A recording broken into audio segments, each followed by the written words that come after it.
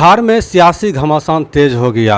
आज नेता प्रतिपक्ष तेजस्वी यादव एक सोशल मीडिया पर पोस्ट करते हैं और उसमें लिखते हैं कि भाजपा और जदयू वाले आपके यहाँ जाए तो उनसे पूछिए 10 सवाल। उन्होंने 10 सवाल में कई जो है पॉइंट करके लिखे। उन्होंने कहा क्या कि बिहार में इतना पलायन क्यों हो, बिहार में बेरोजगारी क्यों है और महिलाएं असुरक्षित क्यों हैं, सहित कई सवाल जो है उन्होंने लिखा है। और सहित अन्य विभिन्न मुद्दों को लेकर जो है अभी हम जदयू की महिला नेत्री से हम बात करेंगे और इनसे जो सीधे जानने का प्रयास करेंगे। नमस्कार। नमस्कार। तेजस्वी जी जो है एकदम नीतीश कुमार पर एकदम सीधा प्रहार किए और उन्होंने जो है कई सवाल किए, क्या कि महिलाएं असुरक्षित क्यों है और बीजेपी और जेडीयू वाले अगर जाएं आपके पास तो उनसे 10 सवाल कीजिए और वो बीजेपी जेडीयू वाले सवाल का जवाब नहीं दे पाएंगे। क्या कहिएगा आप? सबसे पहले तो आपका धन्यवाद कि आप यहाँ आए और मुझे अपना पक्ष रखने का मौका दिया। अब आते हैं आपके सवाल पे कि नेता प्रतिपक्ष ने जो सवाल किया कि क्या है, क्यों उनको वोट दिया जाना चाहिए, या जो भी 10 सवाल की 10 सवाल हैं। 10 सवाल हाँ। उनका कहना है क्या कि बीजेपी और जेडीयू वाले सवाल का जवाब नहीं दे पाएंगे। क्यों नहीं दे पाएंगे?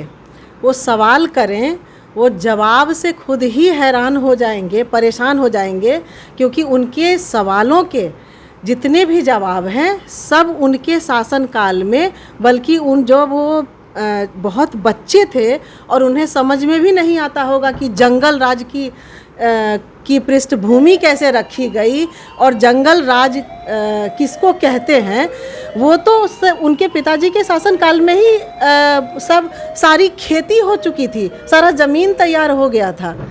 तो वो सवाल क्या करेंगे? और उनको सवाल करने का हक नहीं है, क्योंकि जितनी भी आज कुव्यवस्था है, जितने भी कुप्रथाएं हैं, कुरीतियां हैं, जितने हत्या हो गए, अपहरण हो गए, बलात्कार हो गए, जितने छिनतई हो गई, लूट हो गई, डकैती हो गए, अपहरण हो गए, सब तो उनके शासनकाल में हुए। सबकी पृष्ठभूमि उनके शासनकाल में तैयार हुई। उनके पिताजी सबके सूत्रधार हैं, कर्ता धर्ता हैं। अब तो उनके मामा जी, हमारे सवाल आप हमसे पूछ रहे हैं, उनके मामा जी का जवाब सुनिए ना, वो खुद बोलते हैं। उनका कहना था कि बिहार में जो स्वास्थ्य व्यवस्था एकदम खराब है, महिलाएं असुरक्षित है और भी उनका मतलब एकदम सवाल है कानून व्यवस्था पर जो बार बार सवाल उठा रहे हैं। स्वास्थ्य व्यवस्था हो गई, ठीक है। महिलाओं की असुरक्षा की बात हुई, तो महिलाएं असुरक्षित थीं जब उनके पिताजी मुख्यमंत्री थे। महिलाएं असुरक्षित तब थीं जब उनकी माताजी मुख्यमंत्री थीं।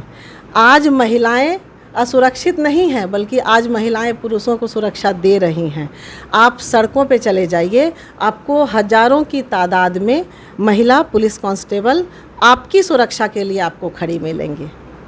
तो असुरक्षित कहाँ है? और रही बात स्वास्थ्य व्यवस्था की, तो स्वास्थ्य व्यवस्था तो वो खुद उनके पिताजी ने, उनकी माताजी ने ना तो कोई हॉस्पिटल बनवाया, और जिस समय जब सबसे मूलभूत आवश्यकता क्या होती है, पहले स्वास्थ्य है सबसे बड़ी चीज़, मुख्यमंत्री बने थे, एक भी हॉस्पिटल बनवाया क्या? अपहरण का वो दौर शुरू था उस समय कि यहाँ से जितने भी व्यवसायी थे और जितने भी डॉक्टर थे, बड़े बड़े नामी गिरामी डॉक्टर, अपहरण के डर से सब यहाँ से पलायन करने लगे थे। और उनके सुभाष यादव जी का आप निकालिए इंटरव्यू, बहुत सारे चैनलों पे वो बोल चुके हैं कि इनके यहाँ लालू आवास में, मुख्यमंत्री आवास में सारे अपहरण के चक्रव्यूह तैयार होता था और डीलिंग होती थी शहाबुद्दीन और लालू जी के बीच में डीलिंग होती थी। तो ये क्या सवाल करेंगे? किससे सवाल करेंगे? अपने घर में अपने पिताजी से, अपनी माताजी से सवाल क्यों नहीं करते?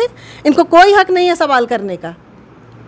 आज स्वास्थ्य व्यवस्था और जितनी भी शिक्षा व्यवस्था हो गई, महिलाओं की सुरक्षा हो गई। 4 बजे से पहले महिलाएं घर से नहीं निकलती थीं। यहाँ लड़कियाँ स्कूल कॉलेज नहीं जाती थीं, था नहीं। सारी शिक्षा व्यवस्था को, स्वास्थ्य व्यवस्था को, पूरे बिहार की अर्थव्यवस्था को चौपट कर दिया इन्होंने। लूटने की, इनके लूट तंत्र की राजनीति थी।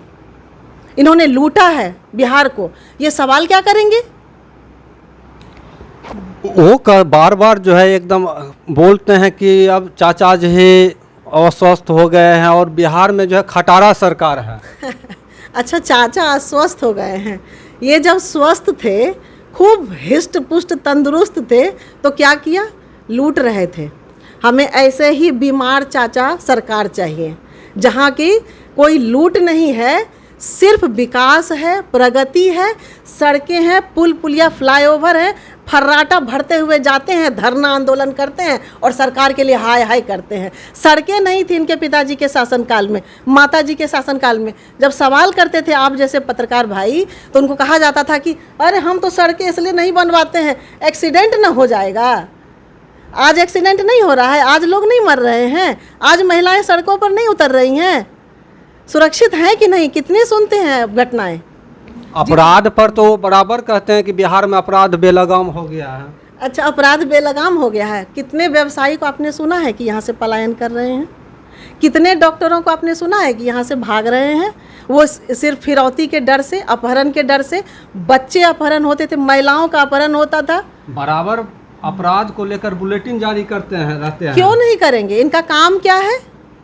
ये सत्ता पे सिर्फ काबिज होना चाहते हैं। इनका उद्देश्य है कि बस किसी तरह से सत्ता मिले और वही जंगल राज फिर से स्थापित हो, और इनकी जो लूट की जो राजनीति है वो बस उसी को चाहते हैं कि बस सत्ता मिला है तो बस लूट लो, अपनी जेब भर लो, परिवार को भर दो, और इनका दूसरा कोई उद्देश्य नहीं है। ना इनको विकास से मतलब है, ना महिलाओं की सुरक्षा से मतलब है, ना रोजगार से मतलब है, ना स्वास्थ्य से मतलब है, ना विकास से मतलब है। इतने दिन से क्या, पिछले 2005 से पहले की राजनीति आप देख लीजिए, इनकी सत्ता थी, क्या कर रहे थे ये लोग? क्यों नहीं किया विकास? आज विकास कर रहे हैं। विकास से तो पूरा बिहार भरा हुआ है, जगमगा रहे हैं, सड़कें, रोड, हर चीज़, एक स्वास्थ्य व्यवस्था, हर चीज़ है। क्यों नहीं था उस समय में?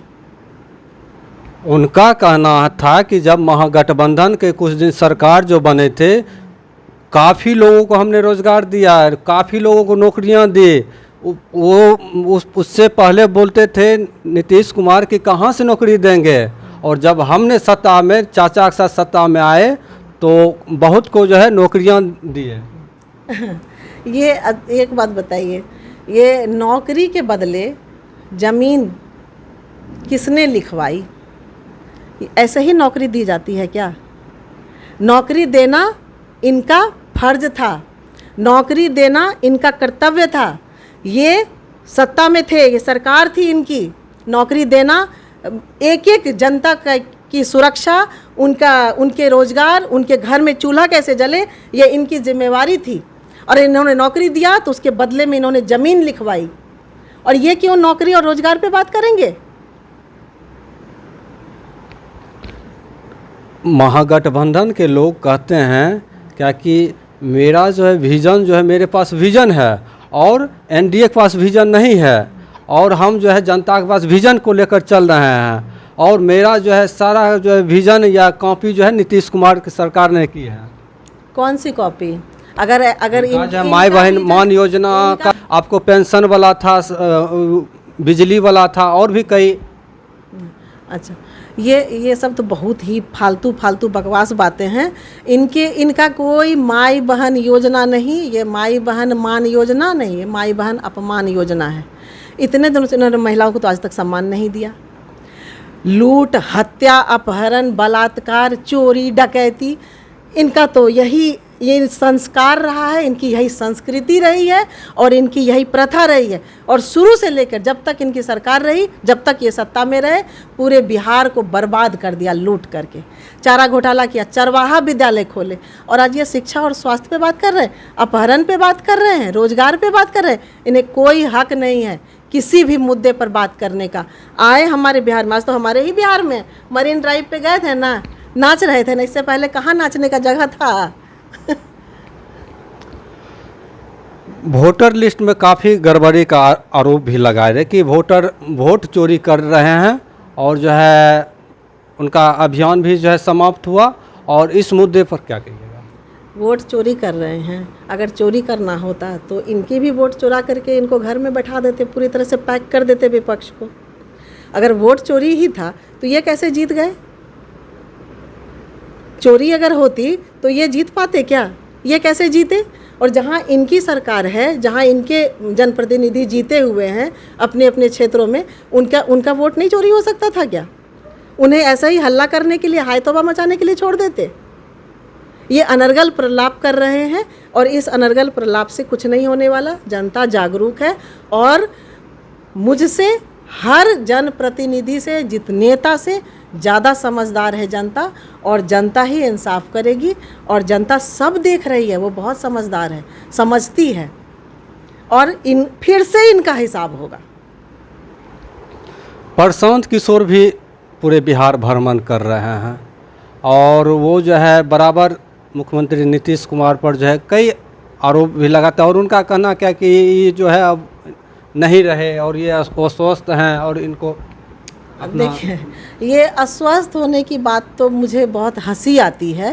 अगर एक अस्वस्थ आदमी इतना कुछ कर सकता है, इतना परिवर्तन ला सकता है, विकास का इतना बयार बहा सकता है, तो हमको लगता है कि सत्ता में आने वाले हर व्यक्ति को इतना ही अस्वस्थ होना चाहिए, क्योंकि मानसिक रूप से जो बहुत सुदृढ़ और मजबूत अपने आप को कहते हैं ना, वो सिर्फ लूटते हैं, बर्बाद करते हैं। इसीलिए परिवर्तन के लिए थोड़ा सा दिमाग से ढीला होना ज़रूरी होता है। अब महिला नेत्री भी हैं, जदयू में महिला नेत्री है, तो महिलाओं को लेकर जो है आप लोग का क्या कुछ विज़न जो है? महिलाओं के लिए हमारा विज़न नहीं, हमारे मुखिया का ही विज़न है। वो आधी आबादी के लिए जितना कुछ कर रहे हैं, उन्होंने जितना कुछ किया है उनके स्वास्थ्य के लिए, महिला उद्यमी योजना चलाई, लड़कियों के स्कूलिंग के लिए, उनकी शिक्षा के लिए, जो शिक्षा व्यवस्था इन लोगों ने ध्वस्त करके रखा हुआ था, लड़कियां घर से नहीं निकलती थी, आज उनकी आवागमन के लिए कि वो स्कूल कैसे जाएंगी, उन्होंने साइकिल योजना चलाई। बच्चे घर से निकलते थे, वो स्कूल में जाएं, उसके लिए वो पढ़ें ताकि उनको मुफ्त में शिक्षा मिले। शुरू से लेकर के क्लास 1 से लेकर के ग्रेजुएशन तक की पढ़ाई मुफ्त है, फ्री कर दिया है। इन लोगों ने क्या किया था? जब सरकार इतना कुछ कर रही है तो अब ये क्या चाहते हैं? और इनका कोई उद्देश्य नहीं है। इनका उद्देश्य है, ये डिस्ट्रक्टिव माइंड के हैं, इनका उद्देश्य है सिर्फ साजिश करना, प्रपंच करना, अनर्गल प्रलाप करना, अफवाह फैलाना। और इन सब बातों से तो कुछ होना नहीं। जो लाभान्वित हैं, जिन्हें जो देख रहे हैं, परिवर्तन को जो महसूस कर रहे हैं, जो इस नए बिहार में, नए दौर में जी रहे हैं, सांस ले रहे हैं, सुरक्षित हैं, खुश हैं, तो वो इनके इस अनर्गल प्रलाप में तो आने वाले हैं नहीं। ये जितने बहकाने की कोशिश कर रहे हैं उसमें तो आने वाले हैं, क्योंकि 2005 से पहले का भी बिहार लोगों ने देखा है, 2005 के बाद का भी बिहार लोग देख रहे हैं। तो ये उल्लू किसको बनाना चाहते हैं? अब जनता इतनी जागरूक हो गई है कि इनके बहकावे में आने वाली नहीं है, ये उल्लू नहीं बना सकते। कल उपेंद्र कुशवाहा मंच से जो एक बयान भी जारी किए, एक बयान भी दिए, और उनका कहना था क्या कि जदयू टूट भी सकती है, और वो सीधे कहे क्या कि जिस तरह से जगदेव बाबू का जो है पार्टी टूट गया, उसी प्रकार अगर मुख्यमंत्री नीतीश कुमार समय पर निर्णय नहीं लेंगे, यानी उनका सीधे कहना कि निशांत कुमार को पार्टी में जो है आने को लेकर अगर निर्णय नहीं लेंगे तो जदयू जो है मतलब इसी तरह जगदेव बाबू की तरह भी इनकी भी पार्टी जो है टूट जाएगी। चूँकि नागमणि कुशवाहा और जो वो बीजेपी में उनका पार्टी विलय कर गया, उनका सीधे तंजिश पर था। देखिए, ये सब बातें तो राजनीति में नेता हैं तो कुछ ना कुछ तो सब अपने अपने हिसाब से बोलेंगे, लेकिन जदयू के टूटने की बात है जहाँ तक, तो ऐसी कोई बात नहीं है। और जहाँ तक निशांत जी के राजनीति में आने का सवाल था, तो राजनीति में आने के लिए तो सब स्वतंत्र हैं, और वो इतने मैच्योर्ड हैं, पढ़े लिखे हैं, कम से कम इलिटरेसी तो उनके साथ है, वो इंजीनियर रहे हैं, इंजीनियर की डिग्री है उनके पास, निरक्षर तो है नहीं। तो वो अगर आएंगे तो हम तो उनका स्वागत करेंगे, उनको बल्कि हम उन्हें आमंत्रित करते हैं, वो आएँ, संभालें, देखें। तो किसी भी पढ़े लिखे लोग जितने हैं, उनके पिताजी ने इतना विकास किया है, तो निश्चित रूप से वो जो देखे हैं, जो सीखे हैं, तो वही करेंगे ना। घर में बच्चा जो अपने घर में देखता है, सीखता है, वही वही वैसा ही आचरण करता है ना समाज में। तो जो उन्होंने देखा है कि हमारे पिताजी ने इतना डेवलपमेंट किया है, इतना काम किया है, इतने सुसंस्कृत तरीके से सुशासन और के साथ साथ अनुशासन भी दोनों लागू किया है बिहार में, तो निशांत जी भी आएंगे तो वही करेंगे ना, क्योंकि उन्होंने तो अपने पिताजी से जो सीखा है वही करेंगे, बिहार को भी वो आगे बढ़ाएंगे। आप जो है आपके मतलब ससुर जी जो है बिहार सरकार में मंत्री भी रहे हैं, और आपके हसनपुर वाले घर पर जो है ये देखे क्या कि ढंग का मकान भी नहीं बना हुआ है, तो इसमें क्या कहिएगा? वो जो मकान है वो हमारा गौरव है, और पिछले इतने वर्षों के इनके रहने के बाद, जनप्रतिनिधि रहने के बाद, मेरे ससुर जी का एक लाइन मैं आपको बताती हूँ कि उन्होंने कहा था कि राजनीति सेवा के लिए होती है, मेवा के लिए नहीं होती। और 40 वर्षों तक उन्होंने हसनपुर के जनप्रतिनिधित्व का गौरव प्राप्त किया है। उन्हें मंत्री रहे, विधानसभा उपाध्यक्ष रहे, उसके बावजूद आप देखिए कि बिहार में या छोटे छोटे कहीं की भी आप देखिए, छोटा सा प्रमुख होता है, मुखिया होता है, विधायकी तो छोड़ दीजिए, मंत्री पद तो छोड़ दीजिए, छोटा छोटा उनके पास भी बहुत कमाते हैं, अरबों की संपत्ति होती है उनके पास, लेकिन हमारा वो घर उस बात का प्रतीक है, वो समाजवाद का बिंब है, और वो थाती है हमारा, वो हमारा संस्कार, हमारी धरोहर है वो घर हमारा।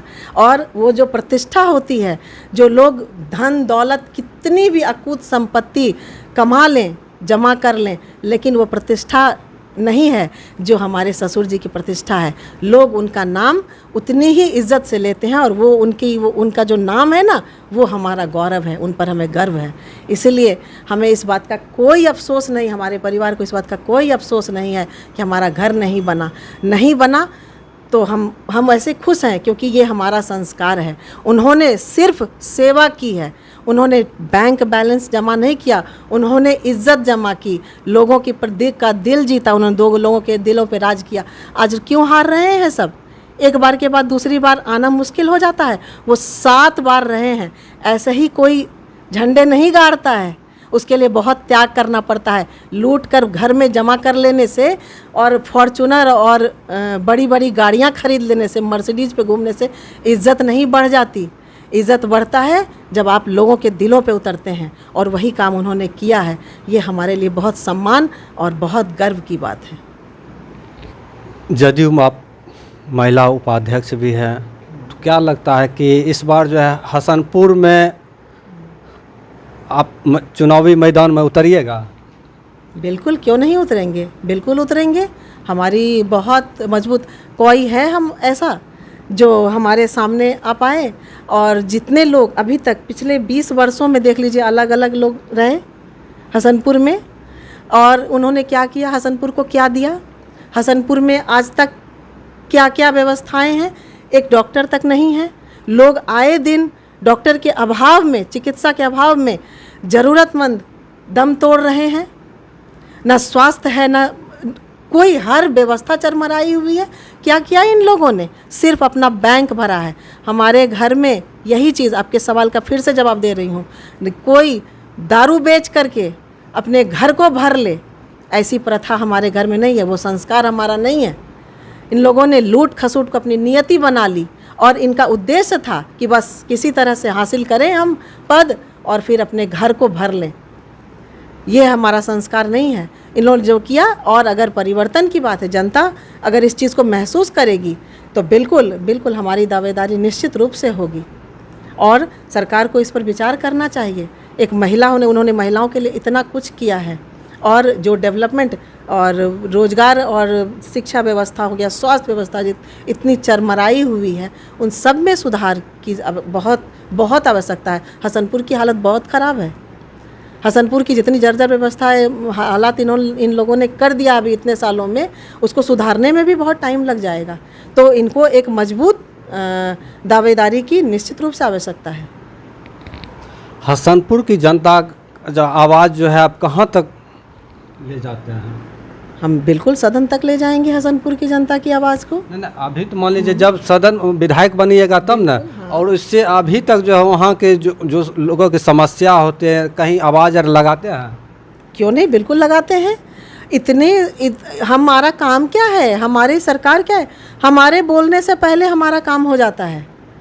हमारे बोलने से पहले उन्होंने तो एक गार्जियन की तरह, एक पिता की तरह उन्होंने महिलाओं की, लड़कियों की, बेटियों की, बहनों की जो आवश्यकताएं होती हैं, उनकी ज़रूरतें होती हैं, उनके स्वावलंबन के लिए, उन्हें शिक्षित करने के लिए, उनको अपने पैरों पे खड़ा करने के लिए, उनके अधिकार, जो अपनी मजबूती से अपने अधिकार की बात वो कर सकें, उसके लिए उन्होंने इतना कुछ किया है। तो हमें बोलने की आवश्यकता नहीं होती, लेकिन वो खुद कर रहे हैं। फिर भी जो भी ज़रूरत होती है, जहाँ वो हमेशा जब भी आते हैं वो पूछते हैं कि आप लोग के अगर साथ कोई समस्या है हमें बताइए, तुरंत निराकरण होता है उसका। हसनपुर में किसानों की बहुत ज़्यादा समस्या है, वहाँ चीनी मिल भी है और किसान परेशान भी रहते हैं, उनका उचित मूल्य नहीं मिले या गन्ना जो है समय पर कटनी का को लेकर भी उन लोग का परेशानी होती है। शायद कई किसानों का भी मुद्दा भी है। क्या इस पर जो है कभी आप आवाज़ लगाए? आपकी सरकार भी है? हमारी सरकार है, वहाँ पे जो भी जनप्रतिनिधि हैं, अभी कौन है वहाँ के, आपको तो पता ही होगा। तो तेजस्वी यादव है ना, तेज प्रताप यादव, सॉरी तेज प्रताप यादव है। तो तेज प्रताप यादव जी से आप लोगों ने कभी सवाल किया? अभी तो स्थानीय विधायक तो वो है। विधायक सरकार में तो आप लोग हैं ना, सरकार में हमें तो उनकी आवाज़ को तो दाब भी सकते हैं। नहीं, बिल्कुल नहीं। जनप्रतिनिधि को इतना कमज़ोर हो जाएगा कि उसकी आवाज़ को दबा देगा कोई? इतनी लाचार, इतनी लचर जनप्रतिनिधि को फिर स्वीकार क्यों करेंगे लोग? जिनके पास सत्ता है उनके, वो तो सर्वोपरि है। सत्ता सर्वोपरि है, ये बात बिल्कुल सही है, लेकिन सत्ता तभी सर्वोपरि है जब वो हर जगह की मूलभूत आवश्यकताओं को, ज़रूरतों को, कठिनाइयों को, जहाँ जहाँ पे वो परेशानियाँ हैं उसको दूर करने के लिए होती हैं। वो जनप्रतिनिधि हैं, उन्होंने कभी आवेदन दिया सरकार के पास? वो हसनपुर में कभी झांकने भी गए हैं? ना चुनाव से पहले उनको हसनपुर की जनता ने देखा था, ना बाद में देखा। जनप्रतिनिधि ऐसा होता है क्या? यह सवाल आप जाइए और उनसे पूछिए। ये सवाल आपको उनसे पूछना चाहिए था, हमसे पूछना अनुचित है। अभी उचित यही होगा कि यही सवाल आप उनसे जाकर पूछें, ये उनका बेहतर जवाब देंगे। वो क्या जवाब देते हैं उसके बाद आप मेरे पास आइए, मैं जवाब दूंगी आपको। आप जो है वहाँ के लोगों की आवाज़ को लेकर कहाँ कहाँ मतलब कि लिखे, कई मतलब वैसे चीज़ को मांग भी किए, ज्वलंत मुद्दा, या वहाँ के जो है जो कि स्वास्थ्य या रोजगार की दिशा में के लोगों को फायदा हो? बिल्कुल, हाँ। रजिस्ट्री ऑफिस में हमने आवेदन दिया और हमारे आवेदन पे गौर भी किया गया, और जब भी हमारी ज़रूरत होती है, लोग अगर हमसे संपर्क करते हैं, हमसे बात करते हैं, तो हम उनके लिए ज़रूर करते हैं और हम उनकी बात को आगे बढ़ाते भी हैं। हम जब भी प्रदेश कार्यालय में जाते हैं तो हम वहाँ के मुद्दों को रखते हैं उनके पास। ये थे जदयू के महिला मीनाक्षी हिमांशु, और इन्होंने जो है अपनी बात जो है बखूबी रखी है।